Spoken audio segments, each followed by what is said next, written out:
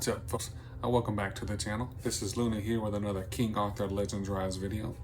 Today I wanted to go over a free-to-play friendly team for Fortress of Arsellus. So, again, using more with a Flame Relic here. Definitely needed for turn meter control. I'm using Tristan's Flame Relic because it does more damage going up against the Storm. You could use your Storm Relic as well, that would also work. But just to kind of help speed things up. And you can also pick that up from the shop as well. Using Turin here mainly for the heals and defense up, and then just some sheer damage with Baldwin there. So just doing, show you what I'm using here for their moves. Just solely using Morgan's A2 because of that defense and turn meter control. Going back and forth between Tristan's A3 and A2, just for the damage, and also that attack speed down, which is also very needed for this dungeon.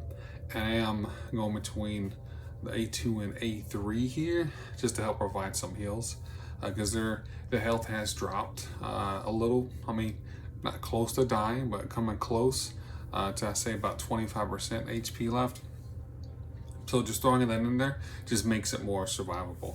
I haven't tried it without doing the A3. It might work, but I mean, considering who I have in their gear sets, I don't think it's needed to do that. And then going back and forth between Baldwin's A3 and his A1, because again, neither his fire or his storm relic, I believe it is. I think it's only his frost that brings that attack down. This just is a silence and remove dot, so not really applicable here in this dungeon. But I am just using his flame relic just so he doesn't get targeted as much, to take less damage, because we are going up against a storm dungeon here. So this isn't my fastest team, right? But it still gets the job done. And Tristan, definitely do not sleep on this character. You know, he's probably not on anyone's top 5 legendary champions on anyone's tier list, and probably wouldn't be on mine as well. But in a lot of areas, I say he's pretty useful. So if I were to rank him out of, 1 being the worst and 10 being the best, I'd probably give him at least a solid 8, because he has a lot of utility. Especially in dungeons, like Pinvid, here with Arsellus, Hall of Conquerors as well. He's definitely made it into some teams. Not so much on this time around, at least on teams that are getting like the 100 hearts on each dungeon, but I'm far from getting 100 hearts on each dungeon myself, so we do have 2 rounds here, as you probably know. Going up against the 2-headed dragon here, and he can smack pretty hard. But having that turn meter control from Morgan is probably the most crucial thing here. I mean, probably could bring in someone else besides Baldwin, maybe like an attack champion, but just for survivability's sake.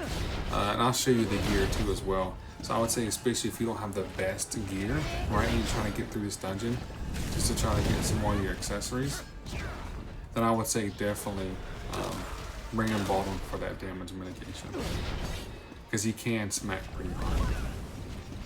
Now, I don't have anyone in here cleansing off any of the abnormal statuses, but running through this multiple times, I haven't needed that.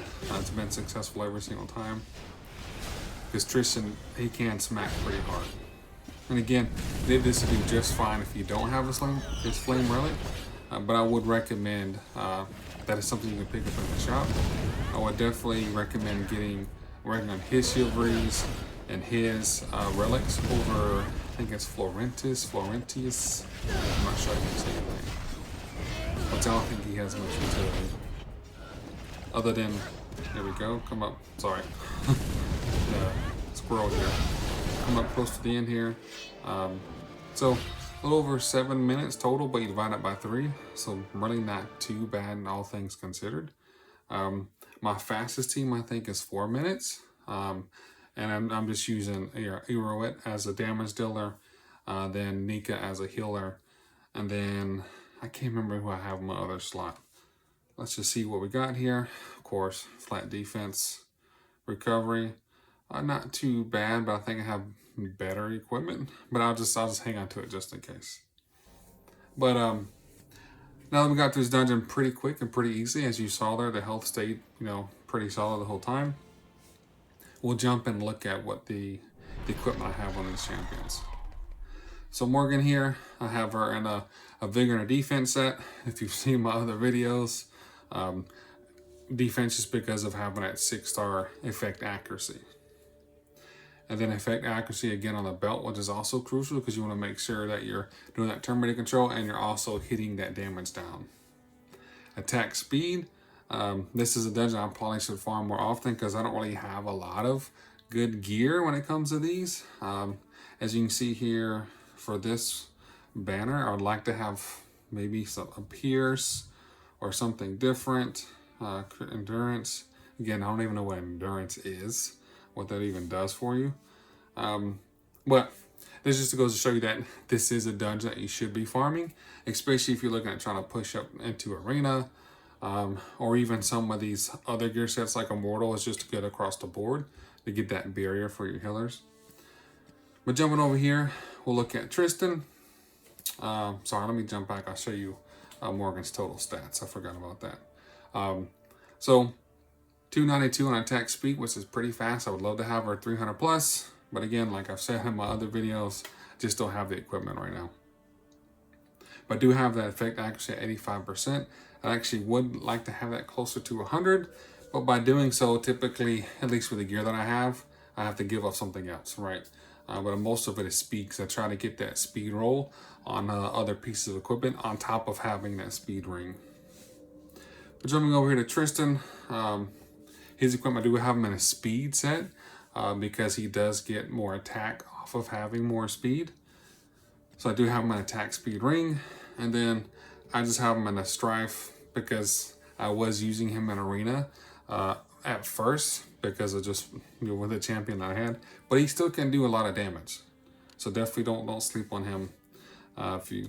If that's what you got, he is a good and a valid damage dealer. But looking at his total stats here,